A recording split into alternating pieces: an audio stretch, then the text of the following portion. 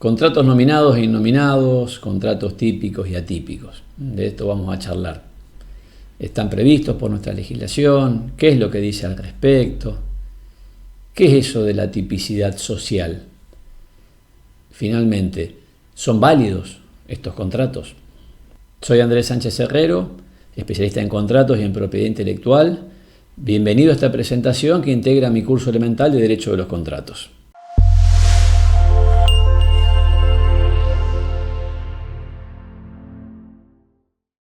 Los contratos innominados están previstos en nuestra legislación. En concreto, el artículo 970 del Código Civil y Comercial nos dice, al comienzo, porque después se agrega varias cosas más, nos dice que los contratos son nominados o innominados según que la ley los regule especialmente o no. Según que la ley los regule especialmente o no. Bueno, ya vamos a ver un poquito mejor la definición de estas categorías, pero vamos viendo por dónde viene el criterio, ¿no? Si la ley lo regula especialmente, estamos frente a un contrato nominado. Si no, frente a uno innominado. Que ya de por sí, algunos dicen que habría sido preferible hablar de contratos típicos y atípicos, porque la cuestión de nominado o innominado te lleva más a pensar, por lo menos literalmente, si tienen nombre o no tienen nombre, y no es lo mismo, ¿sí? Fíjate también que el 970 del Código te dice si están legislados especialmente o no, porque en términos generales todos los contratos están regulados. De eso se trata la teoría o el régimen general de los contratos y de las obligaciones. ¿Cómo evolucionó históricamente esta figura? Bueno, esto depende, por supuesto, de cada lugar, pero vamos a guiarnos por lo que es nuestro origen en el derecho romano. Inicialmente, los contratos innominados o atípicos, a partir de ahora uso las expresiones en forma indistinta, eran inválidos. O sea, había ciertos modelos contractuales que el derecho admitía y regulaba, así sea de manera muy rudimentaria, por supuesto, como pudo ser en esos orígenes, y los contratos que las partes celebraran, los acuerdos que las partes celebraran, que no se ajustasen a alguno de estos modelos, no eran válidos. ¿En qué sentido? En que no era posible exigir su cumplimiento, no daban acción, ¿sí? Entonces, la división entre contratos nominados e innominados era crucial, porque de eso dependía la validez, la exigibilidad, por ende, del acuerdo. Este sistema se siguió también en otros sistemas que siguieron su impronta al derecho romano, pero con el tiempo fue abandonado, ¿no? Porque supone hablar de una especie de número clauso, en donde hay una lista limitada de contratos y los que se celebran y no están en esa lista no son contratos o no son válidos. Frente a esto está el modelo que seguimos nosotros, en el que sí se prevén varios modelos contractuales, compraventa, locación, donación, etc., pero las partes pueden pactar contratos que no se ajustan a esos moldes en la medida que respeten los límites generales, en fin, normas imperativas, orden público, buenas costumbres y demás. Insisto, ese es el modelo que seguimos en nuestro país y que se basa en el principio de la autonomía privada, ¿sí? Artículo 958 del Código Civil y Comercial, que nos dice que las partes son libres para celebrar o no un contrato y para determinar su contenido. Y a la hora de determinar su contenido, forma parte de esa libertad el decidir si se va a ajustar a algún modelo preestablecido por el legislador o no. Entonces, en ejercicio de esta libertad, las partes pueden decidir celebrar un contrato nominado, pero modificando algunos de sus elementos, o directamente celebrar un contrato innominado. Son todas facultades que emanan del principio de la autonomía de la voluntad, es decir, ejercicio de la libertad. Con esto ya queda dicho, y me voy anticipando un poco, que la cuestión de que un contrato encaje como nominado o innominado tiene mucha menos relevancia que la que tenía en sistemas en los que, como el romano, si se era típico, se era inválido o no era eficaz al menos. También va quedando claro cuál es el criterio de la clasificación, ¿no? Si el contrato cuenta o no con una regulación especial, una regulación propia. Entonces, vamos viendo, el contrato nominado es el que tiene una regulación especial, el que ha sido regulado especialmente. Ejemplos, compraventa, contratos de compraventa, de servicios, de permuta, de obra, de donación, leasing, franquicia, concesión, agencia, son todos contratos nominados, porque tiene una regulación propia. Por cierto, no hace falta que sea una regulación integral, que abarque todos los elementos, todos los aspectos, todas las dimensiones del contrato. Por ejemplo, fíjate, el contrato de licencia de patente está regulado de manera muy fragmentaria, muy parcial, en la ley 24.481, obviamente la ley de patentes, ¿sí? ¿Y ahí qué tenemos? Y ahí tenemos un contrato que uno diría es parcialmente típico. Sí, podríamos decir, es típico en lo que está legislado y atípico en lo que no. Y vamos a ver en el segundo segmento de el segundo video dedicado a este tema, que esto tiene incidencia en cuanto a la legislación aplicable, obviamente. Frente a esto tenés la categoría de los contratos innominados, que son los que carecen de una regulación especial. Ejemplo, contrato de garaje o garage. Iba siendo hora de que introduzca un concepto que es el de tipicidad social. Que a veces escuchamos hablar de los contratos que son socialmente típicos o que tienen tipicidad social. ¿Qué quiere decir esto? Quiere decir que son contratos que, aunque carecen de una regulación legal específica, luego volveré sobre esto, sin embargo tienen una disciplina, hay una disciplina que les resulta aplicable y que resulta ¿de dónde? ¿De dónde surge? De los usos y costumbres que luego son recogidos, disciplinados, ordenados por la jurisprudencia y la doctrina. Entonces decimos que ese es un contrato que tiene una tipicidad social, ¿sí? Por ejemplo, el contrato de garage, al que me refería antes, no tiene tipicidad legal, pero evidentemente hay una tipicidad social, hay una serie de pautas que nuestras costumbres, usos y prácticas, que resultan de nuestras costumbres, usos y prácticas, y que son aplicables a este contrato, ¿sí? Entonces, va quedando claro que esto se puede combinar, en el sentido de que un contrato puede tener tipicidad legal, tipicidad social, ninguna de las dos, en fin.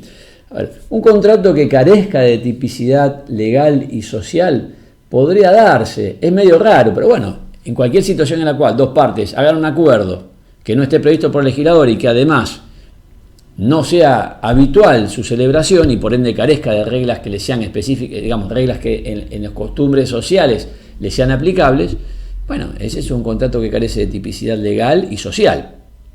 Después tenés los contratos que son legalmente atípicos, pero socialmente típicos. Me remito, por ejemplo, al ejemplo del contrato de garage. Antes también pasaba, por ejemplo, con el contrato de leasing, con el contrato de franquicia, con el contrato de concesión, que eran contratos que carecían de tipicidad legal, pero que hacía décadas que tenían un asentamiento en nuestras costumbres y por ende había una disciplina que de esa práctica les resultaba aplicable. Hoy además son contratos legalmente típicos, ¿no? Bueno, con lo cual vamos a la categoría de los contratos que tienen tipicidad legal y social, que son, te diría, desde ya casi todos los que están legislados. Es raro que un contrato que esté legislado no tenga, además de la tipicidad legal, tipicidad social, ¿sí? Tendría que ser un contrato que, en fin, el legislador reguló y no se aplicó nunca en la práctica o dejó de aplicarse, ¿sí? Entonces con esto hago la última rectificación. En realidad, cuando te hablaba de que un contrato tiene tipicidad social y decías que careciendo de tipicidad legal, bla, bla, bla, en realidad me quise referir específicamente a los contratos que tienen tipicidad social y no tienen tipicidad legal, pero en un sentido más amplio también puede tener tipicidad legal un contrato que tiene tipicidad social. Me remito a lo que recién te comenté. Vamos a avanzar sobre la categoría de los contratos innominados, empezando por sus clases, porque los contratos innominados pueden ser puros o mixtos, El contrato innominado puro es aquel cuyos elementos, cuyo contenido, si querés, es completamente distinto al de los contratos que tienen tipicidad legal. Mientras que el contrato mixto es un contrato que reúne, en el que confluyen elementos propios de varios contratos que tienen tipicidad legal. Te doy un ejemplo. El contrato de garage, de que estábamos hablando, en él confluyen evidentemente elementos del depósito. Está claro que hay un sentido de custodia. Entonces, hay elementos de un contrato legalmente típico, el de depósito. Pero también hay derecho al uso y goce de un lugar. Entonces tenemos también elementos del contrato de locación. Ahí podríamos decir entonces que tenés un contrato atípico socialmente, pero mixto, ¿no? Mixto. Insisto, había ejemplo clásico, era el contrato de leasing antes, ahora no porque tiene tipicidad legal, en el que confluían un poco de locación y también de la compraventa. Estas son las dos grandes clases. Después vamos a ver qué repercusión tiene esto en cuanto al régimen jurídico que les resulta aplicable. Y llegamos finalmente a la cuestión de la validez de los contratos innominados o atípicos. ¿Son válidos o no son válidos? La pregunta es demasiado amplia, así que tenemos que ir viendo en qué sentido se formula. Empecemos con la preguntas orientada a la validez de la categoría de los contratos atípicos en general. Bueno, ya está dada la respuesta. En un sistema como el nuestro, sí, los contratos atípicos son válidos, o más precisamente, no son inválidos por el hecho de ser atípicos. Sí habría ocurrido esto, por ejemplo, en el antiguo derecho romano, pero de nuevo, en nuestro sistema esto no es así. Primer sentido de la pregunta. Ahora podemos concretar un poquito más y ya no me pregunto sobre si los contratos atípicos son válidos o inválidos, sino sobre si determinado contrato atípico es válido o no lo es. Bueno, esto a su vez también admite un abordaje en dos niveles. Primero, planteándome si ese contrato atípico determinado es en abstracto válido o no lo es. Y luego si lo es en concreto según sus circunstancias. Empecemos por lo primero. De nuevo, vamos al ejemplo del contrato de garage. ¿Qué sería formulado abstractamente? Bueno, un contrato por el cual una parte puede guardar su auto en un lugar para que además se lo custodien. Bueno, así, dicho de manera abstracta, ese contrato atípico sí, pero es válido. Ahora, imagínate este otro en el cual, espero que mucho menos frecuente en nuestras costumbres, un legislador recibe un soborno para votar en determinado sentido en una sesión parlamentaria. Bueno, ahí que tenemos, intercambio de voto por precio. Ese es un contrato atípico, ciertamente, pero además inválido. O sea, como esquema abstracto, no importa cuánto le pagan, en qué moneda, de qué ley se trata la que hay que votar, en qué sentido tiene que votar. Ya como esquema abstracto, ese contrato atípico es inválido. Segundo nivel de análisis, entonces. Tercer nivel de análisis. Seguimos hablando ahora de la validez de un contrato atípico determinado, pero ya no en abstracto, como lo hice recién, sino en concreto. En concreto. Entonces, vamos a ver. Tomemos otro contrato innominado. Un contrato en el cual una persona, vamos a llamarlo hospedador, le da hospedaje, ¿sí? Le da hospedaje a otra, no a cambio de dinero, sino a cambio de la prestación de un servicio. Bueno, estamos frente a un contrato atípico. ¿Es válido? Bueno, como esquema abstracto, este contrato, intercambio de hospedaje por servicio, sí, es válido. Ahora, en concreto, ¿es válido o no lo es? Y bueno, ahí tenemos que ver de qué se trata esto. Por ejemplo, ese servicio, ¿en qué consiste? Bueno, un servicio, no sé, vamos, de limpieza y, bueno, no hay ningún problema. Ahora, el servicio podría consistir en la prestación de servicios sexuales, bien sea a favor del hospedador o de terceros que éste indique. Sus demás huéspedes, por ejemplo. Bueno, ahí tendríamos un contrato que sería inválido en concreto por sus circunstancias concretas, que son las que estamos ahora analizando, ¿no? Claro, te vas dando cuenta que en realidad este tercer nivel de análisis también se podría aplicar y es aplicable a los contratos legalmente típicos, en donde vos te podés encontrar con un contrato que, si bien en términos abstractos y generales, abstractos es válido, puede no serlo en concreto por sus circunstancias. Pensemos, por ejemplo, en un contrato de obra. ¿Es válido? Bueno, desde ya, todo contrato legalmente típico es como esquema abstracto válido. Intercambio de obra por precio, es válido. Ahora, ¿en qué consiste la obra?